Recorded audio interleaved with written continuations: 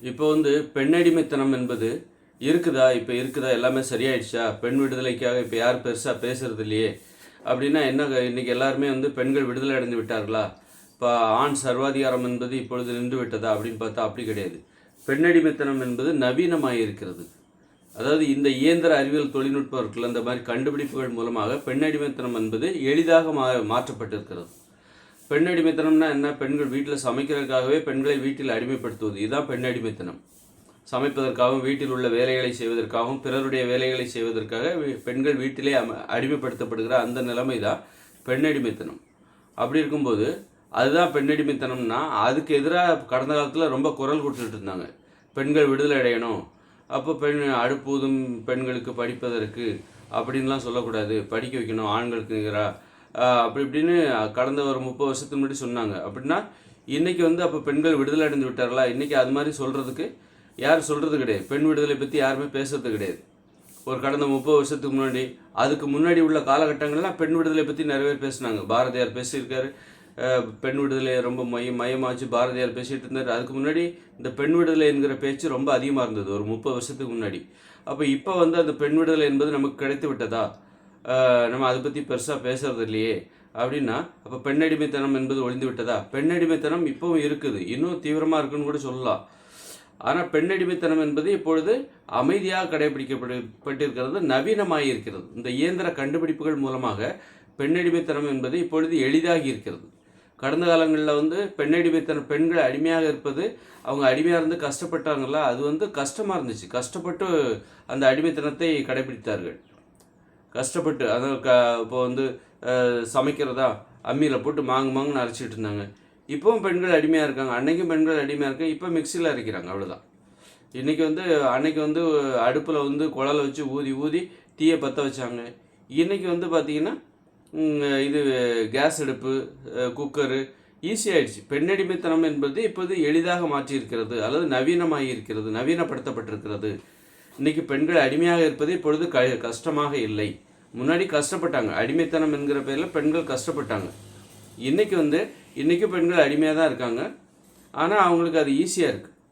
இந்த கண்டுபிடிப்புகள் எங்களது அடிமைத்தனத்தை எளிதாக மாற்றியிருக்கிறது, அதுதான் பெண்கள் சொல்ல வராங்க. இந்த கண்டுபிடிப்புகள் இருக்குல்ல, மிக்சி, கிரைண்டரு, இந்த கரண்ட்டு, கேஸ் அடுப்பு, ஸ்டவ் அடுப்பு, குக்கரு, இதெல்லாம் எங்களுடைய அடிமைத்தனத்தை எளிதாக மாற்றியிருக்கிறது அப்படின்னு இப்போ சொல்கிறாங்க. இன்னொன்று, கடந்த காலங்களில் வன்முறைகளும் அதிகமாக இருந்தது. அடிக்கிறது, திட்டுறது, அப்படி இப்படின்னு வன்முறைகள் அதிகமாக இருந்தது. இன்றைக்கி அந்த வன்முறைகள், பெண்கள் மீதான வன்முறைகள் இல்லை. வன்முறை இல்லாமலும் பெண்களை அடிமைப்படுத்த முடியும் அப்படிங்கிறத கற்றுக்கிட்டாங்க. சண்டை போட்டுக்கிட்டு தான் பெண்களை அடிமைப்படுத்தணும்னா சண்டை போடணுங்கிற அவசியம் கிடையாது. சண்டை போடாமலே பெண்களை அடிமைப்படுத்தலாம். பெண்கள் அடிமைத்தனத்தை, ஏன்னா நம்ம அடிக்க பயந்து தான் அவங்க அடிமையாக இருக்காங்க. அவங்களே ஏற்றுக்கிட்டாங்க அடிமைத்தனத்தை, அவங்களே ஏற்றுக்கிட்டாங்க. அடிமைத்தனத்தை ஆண்களும் ஒத்துக்கிட்டாங்க. அப்படிப்பட்ட நிலைமை தான் இன்றைக்கி. இப்போ கடந்த காலத்தில் இந்த நிறைய கொத்தடிமைத்தனம்லாம் இருக்கும். அமெரிக்கர்கள் அமெரிக்காவை கட்டமைக்கும் போது ஆப்பிரிக்காவிலேருந்து கருப்பு நிற மக்களை கயிறு கட்டிலாம் இழுத்துட்டு வந்தாங்க. அப்படி அடிமைகளாக கயிறு கட்டி இழுத்துட்டு அடின்னு அடித்து அவங்க இந்த அமெரிக்காவுக்கான வேலைகளை உருவாக்குற ஆரம்பகட்ட வேலைகள், இந்த தண்டவாளம் போடுறது, இப்படிப்பட்டலாம் ரொம்ப கொடுமைப்படுத்தி தான் வேலை வாங்கினாங்க. இல்லை அப்படி வேலை வாங்க வேண்டிய, அதுவும் அடிமைத்தனம் தான். அப்போ அடிமைப்படுத்தணும், ஒருத்தர்கிட்ட வேலை வாங்கினாலே அப்படி கஷ்டப்படணுமா? அப்படி கிடையாது. ஈஸியாகவே நீங்கள் வேலை வாங்கலாம். ஒருத்தர் அடிக்கணுங்கிற அவசியம் இல்லை. அவங்களுக்கு தேவையான சம்பளத்தை கொடுத்துட்டாக்கா அவங்க அந்த வேலையை செஞ்சிட போகிறாங்க. எதுக்கு அவங்கள கயிறு கட்டிலாம் நீ எடுத்துகிட்டு வர? கயிறு கட்டி ஏன் எடுத்து அவங்கள ஏன் துன்பப்படுத்துகிற? நீ அவங்கள்ட்ட இல்லை, யாரை வேணாலும் ஈஸியாக அடிமைப்படுத்தலாம். தேவையான சம்பளத்தை கொடுத்துரு. அது ஆப்பிரிக்க மக்களாக இருக்கட்டும், யாராக இருந்தாலும் அவங்கள ஈஸியாகவே அடிமைப்படுத்தலாம். இந்தியர்களாக இருந்தாலும் சரி, நீங்கள் வெள்ளை நிற மக்களை கூட அடிமைகளாக பயன்படுத்தலாம். அவங்களுக்கு உரிய சம்பளத்தை கொடுத்துரு. அவங்கள அடிக்கணும், திட்டணுங்கிற அவசியம் இல்லை. நீ திட்டாமல் இருந்தனா, அடிக்காமல் இருந்தால் இன்னும் சந்தோஷமாக வேலை பார்ப்பாங்க. உனக்கு தேவை வேலை தானே. அதுதான் அதுபோல் தான் பெண் அடிமைத்தனமும். நீ பெண்களை அடிமைப்படுத்தி தான், அடித்து உதச்சி தான் அவங்கள வேலை செய்ய வைக்கணும், வீட்டில் உள்ள சமையலை செய்ய வைக்கணுங்கிற அவசியம் கிடையாது.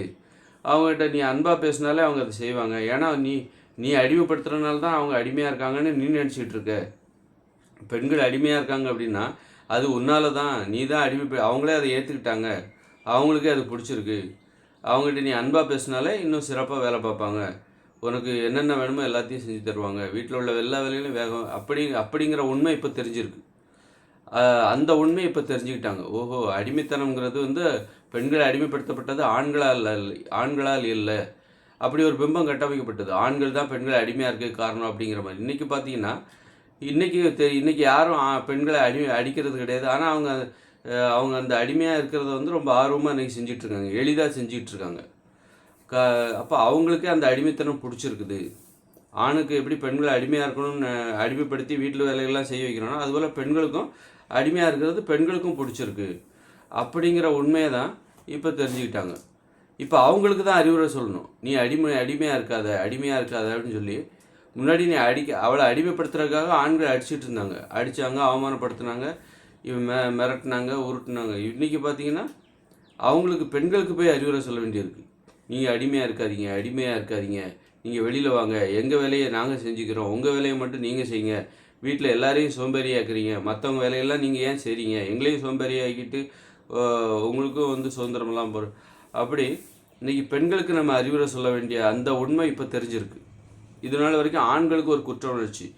நாம அடிக்கிறனால நம்ம வந்து அடிமைப்படுத்துறதுக்காக அடிக்கிறோம், அவமானப்படுத்துறோம் அப்படின்னு ஆண்கள் நினச்சிட்டு இருந்தாங்க. இப்போ தான் ஒரு உண்மை தெரிய வருது.